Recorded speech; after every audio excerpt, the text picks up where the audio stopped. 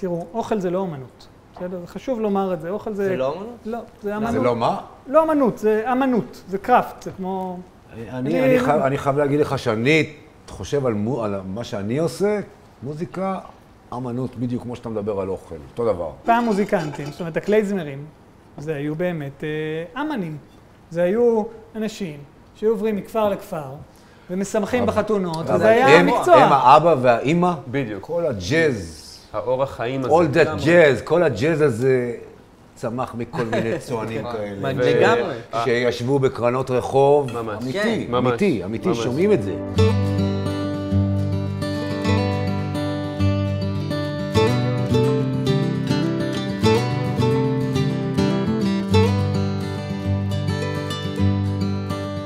חנוכה שמח. לחיים, שמחה גדולה שאתם פה. לראות אותך על המרפסת פה עם הזקן, זהו, זה מעיף אותי לדברים טובים שיקרו פעם. שיקרו. שיקרו. חזונות באזל. חזונות רציניים מאוד, כן. אתם יודעים, חנוכה באתוס היהודי-ישראלי עברה תהפוכות. זה התחיל מאור, עבר לנס, עבר לגבורה בציונות. ועכשיו אנחנו חוזרים לניסים. כן, לגמרי, אנחנו צריכים תקופה שצריך... צריך ניסים גלויים, ככה... יש משנה במסכת שבת על אחד שאשתו נפטרה כשהתינוק שלהם רק נולד, והשאירה לו תינוק להניק, והוא לא יודע מה הוא עושה, ומסופר שנעשה לו נס וצמחו לו דדיים. והוא יכל להניק את התינוק, ואז יש מחלוקת בגמרא. חלק אומרים, איזה נס גדול, שתראו איזה איש גדול הוא שצמחו לו דדיים. ואז אמרו אחרים, מה פתאום? הנס האמיתי זה שבדרך הטבע ניזון אדם. זאת אומרת, רוב הזמן, כשאנחנו עוסקים בניסים, אנחנו מתעסקים כביכול בעל טבעי. אבל הגמרא אומרת, לא, הנס האמיתי זה הטבעי. מה זה טבעי ומה זה על טבעי? תסתכל איפה אתה גר, אתה יכול להגיד, זה הטבע, הכי טבע שיכול להיות. בשבילי, שמגיע אליך לפעמים מתל אביב, זה על טבעי, זה נס בהתגלות. אצלי זה, מחר אני אקום בבוקר ואני צריך להזיע בשדה, מחר אני אקום בבוקר והטרקטור לא יניע, ואתם מסתכלים על זה ורואים על טבעי. אתם יודעים, כשאני בא לתל אביב, ואני רואה את כל האנשים, והמכוניות שרצות מהר, סוג של נס גם. נס, איזה חזרה לארצנו, אתם יודעים. ועל זה אני רוצה שגם נדבר היום סביב הארוחה שלנו והמוזיקה, וגם השיר שביקשתי מכם לבצע היום, את בואי הביתה. מי זאת שצריכה לבוא, ואיפה הבית, ואולי נמצאת שם כל הזמן, תכף נדבר על זה. היכולת לראות את הנס איפה שהוא נמצא, איפה שאנחנו נמצאים, בלי שנצטרך לצאת מעצמנו, גיאוגרפית, או רוחנית, או פיזית. או לחכות למשהו שיקרה. או לחכות שתבוא הביתה. לפתוח עיניים ולשים לב לדברים, כן. אם יש לך את הפטנט, אני קונה, אגב. זהו, שמגלים את הפטנט, הוא מפסיק לעבוד. בואו, אני מכין לכם מה זה אוכל טעים היום, בתנאי שאתם שרים לנו אחר כך. יאללה, חנוכה, שמח לחיים, יאללה, למטבח.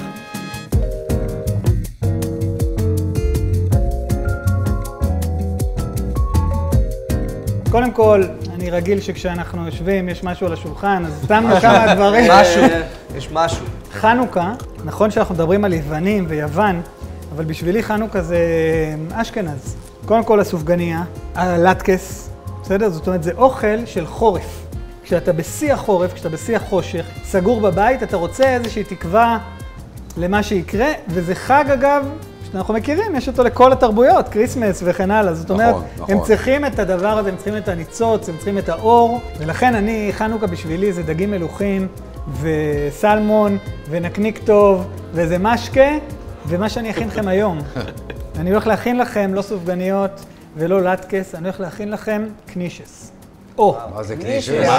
זה הספין של אשכנזים. אשכנזי בטוח. אשכנזים. ספין של אשכנזים, לא? ספין של אשכנזים. לא, זה הבורקס של אשכנזים. בורקס של אשכנזים, וואו. עכשיו, מה זה קנישס? תראו, יש לזה גרסאות שונות. הקניש המפורסם ביותר בעולם שייך ליהודי בשם יונה שימל אללה ירחמו. נפטר, אבל הילדים שלו עוד ממשיכים בניו יורק, בלואוור איסט, בקנישריה. במקור זה מאפה בצק ממולא בתפוח אדמה, מה שנקרא פחמימה ממולאת בעצמה. אנחנו, כיוון שאני דואג ל-well-being שלכם, אנחנו נשים את זה בשר ונאפה אותו בתנור ונכין את הקנישס הזה. אז אני אעבוד פה, ובינתיים אני קוצץ בצל, אני אתן לו קצת להתאגן עם בשר טחון שכבר טחנתי אותו עם שום. אנחנו יכולים במזטים פה. ואתם לצורך הארוחה הזאת אנחנו נקרא להם זקוסקי ולא מזטי. זקוסקי. זקוסקי. ככה קוראים לשולחן המזטים האשכנזי.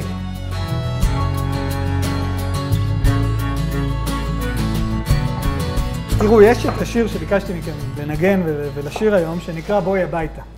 עכשיו, אתם יודעים מה הסיפור עם שירים שהופכים להיות שירים איקוניים, שכל אחד לוקח אותו ואומר, הוא שלי.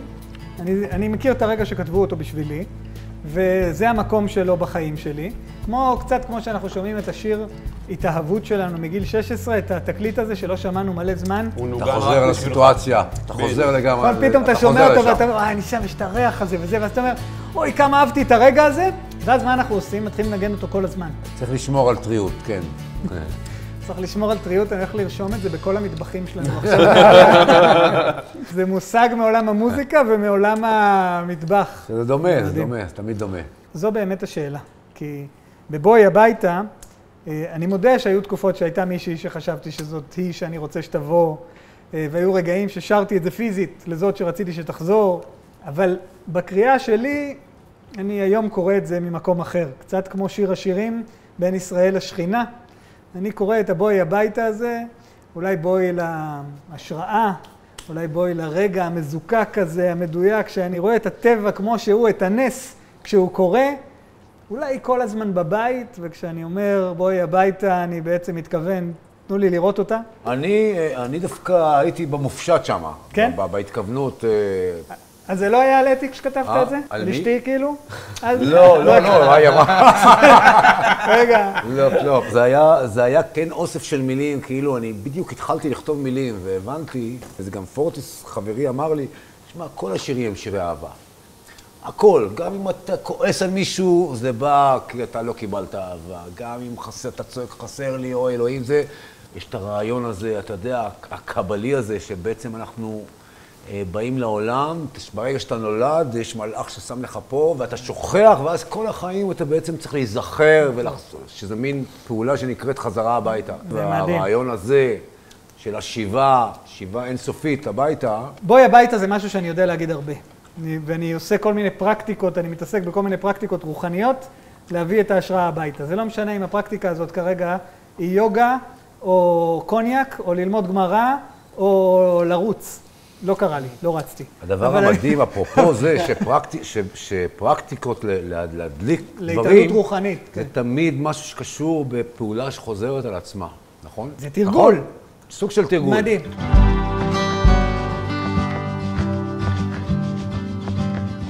בתפיסה שלי, אתם האומנים, יש לכם רגע של הערה. ואז אני אומר, לא, אני הייתי בהופעה שלהם, אני פגשתי אותם רגע לפני, מאחורי הקלעים, הם היו מבואסים, והיה לו טלפון מהרואה חשבון, ואשתו צעקה עליו שהילדים עשו זה, ואז אתה אומר, הוא לא באור בכלל, ואז על הבמה, פתאום הכל חוזר. זה לא, זה תרגול, זה לא רגע. זה תרגול אינסופי. זה תרגול אינסופי. זה גם במוזיקה. ואתם יודעים לעשות אותו? אני חושב שזה עניין קצת של משמעת עצמי. שבוע האחרון לא היה לי הופעות. כן. ואני יודע שאין לי הופעות. אז אתה קם בבוקר והולך לנגן? בערב, אחרי שאני מרדים את הילדים ונגמר הערב, אני אומר, רגע, לא היה לי הופעות השבוע, אני צריך לקחת את הגיטרה עכשיו ולעשות דיגי דיגי דיגי דיגי דיגי דיגי דיגי דיגי דיגי דיגי דיגי, שהאצבעות שלי יזכרו את הפעולה הזאת, שכשתהיה הופעה, הם לא ירגישו את העייפות הזאת. ואם אני לא עושה את זה, וקרה לי שלא ניגנתי איזה חודש או משהו, והרגשתי את האצבעות, פתאום לא נשמעות לי. אז הפרקטיקה שלך זה לנגן, זה אני אומר בקטע של הנגינה. נגיד שאני רוצה לכתוב מילים לשירים, אני כן אשים איזה 4 ספרים של משוררים לידי, כולל תנ"ך וזה, ואני קורא בזה, ואני אומר, אולי משהו משם יבוא לי איזה... הייתי שם את הספרים מתחת לכרית וישן עליהם, והייתי מקווה שזה ייכנס. כן, בדיוק, אז אני אותו דבר, ולפעמים נכנס, לפעמים לא, אתה יודע. צריך להשאיר את זה פתוח תמיד. תשמע, אתה מתאר את זה עכשיו כאילו אתה יודע איך עושים את זה, אני מאמין לך. אני לא יודע, אבל אני יודע שאני לא יודע. זאת אומרת, אני כבר, אתה יודע, לא פחות חשוב. אני במקום... זה לא פחות חשוב. אני מבין משהו בתוך הכאוס הזה, אבל מה קורה כשהיא לא באה הביתה? שמה? כשהיא לא באה הביתה. יש את הרגע הזה שאתה יושב עם הכלי. כשהיא לא באה הביתה, אתה בדיכאון. בדיוק. עצוב, אני לא יודע מה. רוב הרגעים האלה שאתה יושב בפרקטיס, עם עצמך, ויושב ומנגן ומתאמן, וזה לא יורד ולא מגיעה שם השראה. אחרת הייתם מקליטים אלבום כל יומיים. נכון. למה לא יוצא לך אלבום נכון, כל יומיים? כי הרצון שם הוא מעבר ללהיות, יש שם איזשהו רצון לפגוש את עצמך במצב בלא מובן מאליו, במקום אחר, במה שלא צפוי, בלא ידוע, בשאלה. בדיוק. החוסר ודאות שאתה מסוגל להגיע אליה עם הכלי שלך, דרך הכלי והפרקטיס, זה האזור שאנחנו חוקרים דרך המוזיקה כמוזיקאי, ואתה ניגש לשם דרך כלי שאותו אתה מכיר ואתה רגיל. נכון? כן, אבל ואגב קשה מאוד להגיע לשם כל פעם. קשה מאוד. איך מאיר אריאל אומר בשיר הזה, אני רוצה לפגוש אותך במקרה... לגמרי במקרה, אחרי שלא אפגוש אותך שנים. בדיוק, ולגמרי במקרה, נכון? אתה צריך לבוא, אבל לא עם תוכנית. אם תבוא עם תוכנית, כל הפלא נעלם. ויש משהו בכלל בלשהות באזור הזה, שדורש ממך להפסיק להיות את כל הסיפורים שאתה רגיל להיות. אפרופו מה שדיברנו מקודם, של מובן מאליו ולא מובן מאליו. כי התדמית גם ממכרת. בסוף אתם מופיעים על במות, מכירים אתכם, יודעים איך אתם אמורים להיראות. אין מה שהייתי, אין מה שאני חושב שאני, אין מה שאני רוצה להיות. יש איזה מצב של נוכחות ושל הוויה, שבדרך כלל ביום-יום לא קיים. זה איזה מין מצב של רגע שאתה נוכח בכל כולך, וזה באמת מצב של תרגול, ולא מצב של... אבל אני חושב שכשאנחנו בני 22 וחווים אהבה נכזבת, או 34, וחווים אהבה נכזבת, יוצאים איזה שירים מופלאים. כן. אבל אז מתבגרים, כולנו כבר קצת מתבגרים פה. נכון, וגם בגירושים, תאמין. אגב, הרבי מקוץ היה אומר, יש ללמוד לדבר מאש מבלי לשרוף. זאת אומרת... עכשיו ראיתי אותך מדבר. כשדיברת על אוכל, דיברת עם כזו תשוקה, ואמרתי לעצמי, הנה, הוא עכשיו עושה את זה, הוא כרגע ברגע של השראה. הרגע של השראה זה שאמרתם שזה תרגול. כי אני מסרב להאמין לתרגול. אני אומר, אוקיי, היה לי איזה רגע של התאהבות סוחפת, אני יודע לכתוב על זה שיר, אני יודע להוציא מזה יצירה. היה לי איזה רגע של משבר אישי, אני יודע להוציא. אבל אז יש ילדים, ויש כביסה, וכלים, וכמו שאמרת, אני בערב השכבות וזה. יש מוזיקאי שכולנו אוהבים, שאמר לי פעם, אני כבר 30 שנה כותב אותו שיר. כן? זאת אומרת, אתה באיזשהו מקום אומר, רגע, אולי היא באה הביתה, וזה מה שזה. נגיד, אני זוכר שראיתי אתכם פעם ראשונה, מנגנים, זה הרי שילוב חד פעמי, מה שקרה פה. זה באמת כאילו איזה הרמה של וירטואוזים, כל אחד בתחומו, שהחיבור ביניהם הוא יוצא דופן. ואמרתי, זה רגע של... אבל אז עשיתם טור. אבל אז התחלתם להופיע, ואמרתי, איך הם מצליחים כל פעם וכל פעם, שיהיה להם כיף, שזה יתחבר. קודם כל לא מצליחים. זה לא... זה לא תמיד עובד. זה לא תמיד עובד. יש דבר כזה, הופעה לא טובה. יש הופעה שאתה חוזר ואומר, היום אני לא הייתי שם. או החיבור בינינו לא היה שם מספיק. ויש מקומות שזה חיבור מדהים, אז פה אין שום... בחיים זה לא יוכל לעבוד, אחד ועוד אחד זה שתיים. זאת אומרת, עם היגיון זה לא עובד. זה לא עובד? לא עובד עם היגיון, לא.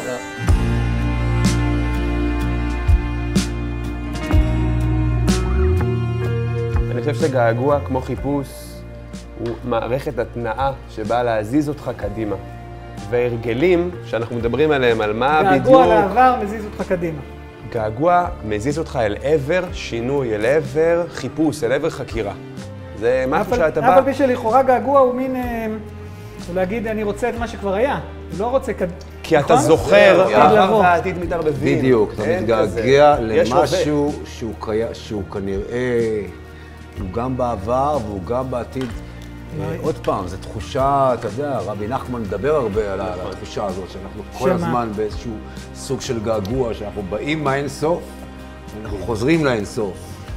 ובזמן שאנחנו בתוך המציאות, אתה יודע, העולם הזה, העולם עם ירקות, עם פירות, צריך לקטוף, צריך לעבוד בשביל לאכול. בתוך העולם הזה, הדבר שאנחנו יכולים לאחז בו, שקשור לאינסוף, זה געגוע. אולי זה הסיפור שלך, וזה דרך המוזיקה מביאה את זה לפעמים. שאתה נמצא בשיא החושך, שאתה נמצא בשיא החורף, ואתה אומר, אני לא מתגעגע לקיץ שעבר, אני מתגעגע לקיץ שעתיד לבוא. נכון. אני לא מתגעגע לאביב שכבר היה. הרי אתם, הנה, אתם אוכלים עכשיו עגבניות חמוצות, נכון? יש לכם עגבניות כבושות. מה זה עגבנייה כבושה בחורף? זה לשמר את הקיץ. אבל כשאתה אוכל עגבנייה כבושה בחורף, אתה לא אומר, וואי, הלוואי ויחזור הקיץ משנה שעברה. אתה אומר, אני מחכה שיצמחו עגבניות טריות בקיץ הבא. כן, נכון. אבל זה גם במוזיקה, מה שאני רואה בברי, שנותן לי השראה, זה כשהוא מנגן, יכול לנגן את אותו שיר כל פעם, אבל הוא מנגן כאילו לא יודע את השיר. זאת אומרת, אם אתה מבשל עכשיו, אתה יודע מה אתה עושה, אבל באיזשהו מקום אתה צריך גם להיות בראשוניות, כאילו זו הפעם הראשונה שאתה מכין את זה, כדי לא להשתעמם. טוב, זה אמרת עכשיו את סוד הסודות. אם הייתי יכול לראות את אשתי, כשאני בא הביתה מהעבודה, כמו שראיתי אותה בפעם הראשונה, איכשהו בתוך צלילים קל לי להיזרק לסיטואציה ולהיות במין מצב כזה, שאני חוזר להיות במצב ראשוני. כן, זה לא מפחיד אותך, זה באמת, זה לא מפחיד, בדיוק. אולי בגלל זה אתה מחפש כל פעם לייצר סיטואציה מוזיקלית חדשה? לגמרי. מתוך אומץ, מתוך חוסר פחד, מתוך רצון לחקור בדיוק את הנושא הזה. לא, זה מה שאני אומר. הרי רוב האנשים עבד להם משהו, הצליח. הם יעשו אותו שוב ושוב. נכון? אתה תגיד, זה עובד. לבוא עכשיו ולהגיד, אני אנגן את זה. תראה, הצלחה מהבחינה הזאת של יצירה זה סוג של בעיה. זה סטבק, ממש. זה חלק, כן, זה החלק הבעייתי. הרבה יותר קל להתמודד עם כישלון מהבחינה היצירתית. תראו, אוכל זה לא אומנות. בסדר? זה חשוב לומר את זה. אוכל זה... זה לא אומנות? לא, זה אמנות. זה לא מה? לא אומנות, זה אמנות, זה קראפט, זה כמו... אני חייב להגיד לך שאני חושב על מה שאני עושה, מוזיקה, אמנות, בדיוק כמו שאתה מדבר על אוכל, אותו דבר. פעם מוזיקנטים, זאת אומרת, הקלייזמרים, זה היו באמת אמנים. זה היו אנשים שהיו עוברים מכפר לכפר, ומשמחים בחתונות, וזה היה מקצוע. הם האבא והאימא, בדיוק. כל הג'אז. האורח חיים הזה. All that jazz, כל הג'אז הזה צמח מכל מיני צוענים כאלה. לגמרי. שישבו בקרנות רחוב. ממש. אמיתי, שומעים את זה. ראיתי אתכם מנגנים בסיטואציות שהרגשתי שאני לא, אם אני נמצא בחדר או לא, זה לא חשוב. זאת אומרת, היה רגע בנגינה שאתם עוצמים עיניים, לכל אחד מכם זה פחות או יותר קרה. ואין רגע כזה כשאתה מכין בצק, כשאתה לבד עם עצמך, דוחש עוד, עושה כזה, ונכנס לאיזה עולם, שאתה כבר לא חושב על מי שאוכל את הבצק והיא בכלל מה יצא ממנו. כן, אבל זה כי זה התרגול שלי, זה היוגה שלי. אז אני חושב שזה... אבל בסוף אני מכין את זה כדי שאתה תאכל, זה ההבדל. אבל גם הוא שר כדי שאתה תשמע. יכול להיות שגם בסוף אני לא שר לעצמי. אתה חושב? אף פעם? אני יודע שאתם צריכים את הבמה. הניגון שהיה לנו פה פעם וכמה פעמים, אם לא היו כאן אנשים, אני לא יודע אם זה היה אותו ניגון. זה כמו ההבדל בין גלן גולד לארתור רובינשטיין. אז גלן גולד, פסנתרן קלאסי, מפורסם בבאך, והוא היה מנגן בסטודיו, הקהל הפריע לו. הוא אמר, אני לא רוצה קהל, היצירה, מעניין אותי באך וזה. עד היום שומעים את הבאכים שלו, זה נשמע... אבל הוא הקליט אותו. הוא הקליט, וארתור רובינשטיין היה ההפך. הוא עד גיל 90 הופיע וקהל ודיבר ושתה וויסקי וישן סיגרים ודיבר עם אנשים והוא אוהב את החלק החברתי. אז אני חושב שלאומן יש תפקיד בחברה, הוא צריך כאילו להביא את הקהילה ביחד. לא יודע, תחשוב. אז בעצם עוד פרקטיקה שגיבשתי עכשיו ממה שאמרתם, זה שאנחנו צריכים קהל בשביל שהנס יתקיים. מה הסיפור של חנוכה? כאילו הנס הוא זה שפח שמן קטן, שהיה אמור להספיק ליום אחד, הספיק ל8 ימים. בואו, בינינו זה לא נס, בקנה מידה אלוהי, זה לא נס. הוא קרא את ים סוף ל2, הוא השמיד את העולם עם תיבת נוח. שפח שמן נבער ל8 ימים זה ניסים של יום-יום בעולם העתיק. הנס בחנוכה היה שהכהנים הגיעו, ראו פח שמן אחד ואמרו נדליק, יהיה בסדר. אז הדבר הזה הוא קטן, הנס הוא האמונה. אתה הופעת עם פורטיס. לא יודע אם רבתם או לא רבתם מאחורי הקלעים. רבנו בלי סוף. כנראה. עכשיו, אתה מאחורי הקלעים, אתה רב עם פורטיס, ואז עולים לבמה והדבר קורה. למה? כי אתם צריכים עכשיו, במטאפורה למנורה, להאיר את הדביר. כן. אתם עכשיו צריכים, ואין לכם כבר יותר אחורנית. זה רק געגועים לשעתיד לבוא. יפה אמרת, תשמע. כן. דייקת פה לגמרי.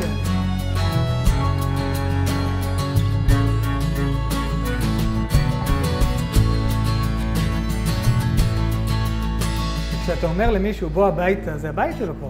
זה לא... יש בית. יש בית. הוא שם. הוא ישנו. זאת אומרת, אני אקח את זה, אני ארחיק את זה עוד יותר. היא פה, היא לא הלכה לשום מקום. היא בבית. נכון. כשאני אומר בואי הביתה, אני אומר... אני רוצה לראות נכון. את מה שכבר פה. ולכן, לפעמים אתה יכול להיות בבית ולא לראות את הבית. לא לראות, נכון. אבות ישורו, נכון? איך נקרא כשהבית כותבים לי והבית איננו. היום במוזיקה של כולכם, אגב, אני יכול להגיד את זה, אין רק את המוזיקה שלכם מהבית. זה לא שאתה מנגן מוזיקה טורקית או לדינואית, ואתה מנגן מוזיקה אשכנזית, זה לא עובד ככה.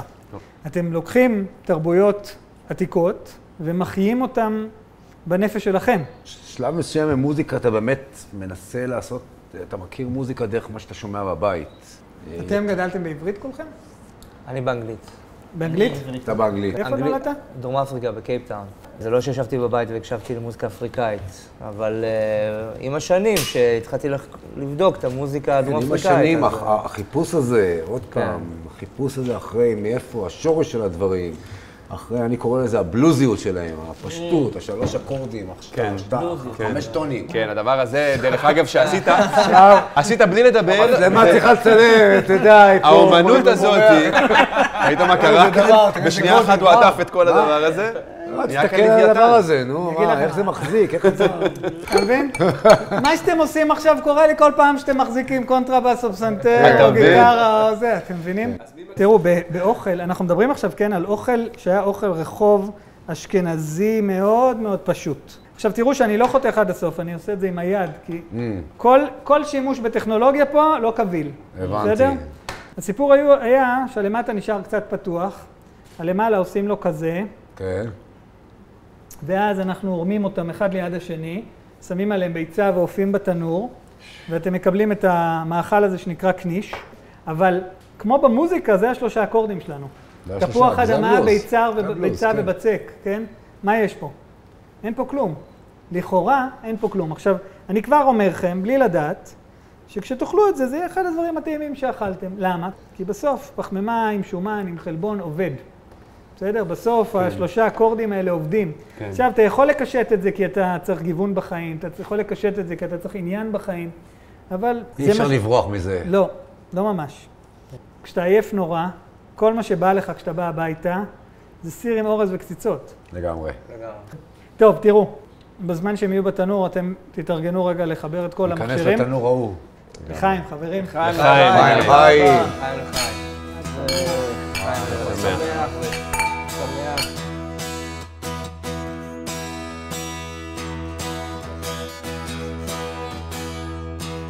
בואי הביתה,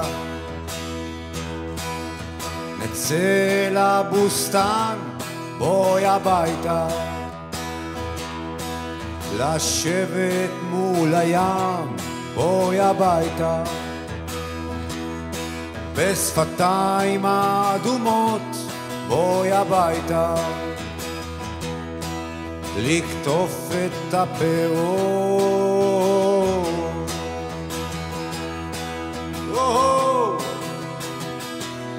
ואולי היה זה רק חלום, ואולי היה זה רק חלום, ואולי, אולי, אולי, אולי היה זה רק חלום, ואולי, אולי היה זה רק חלום.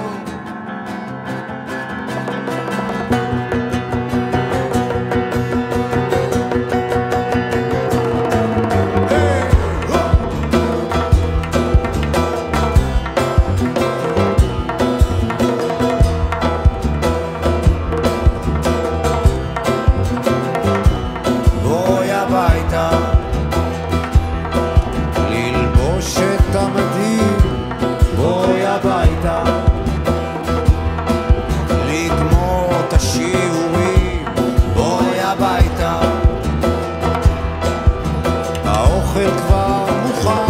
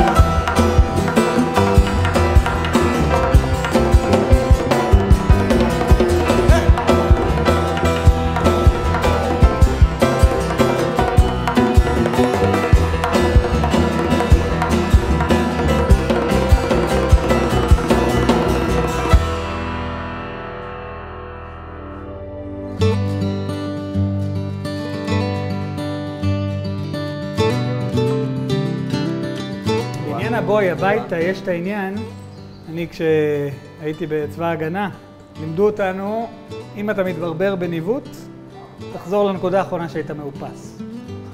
זאת אומרת, כשהיית בבית, אז זו הפעם האחרונה שהייתי בבית, קנישס. וואו, זה נראה טוב. קין עין הרע, כמו שאומרים. קין עין הרע. אצלנו אוכלים את זה עם חזרת. שימו לכם בצלחת. נשמע את העונג. ניש. קניש. וואו. שמים על או בצד את החזרת? על או בצד. על הבצד.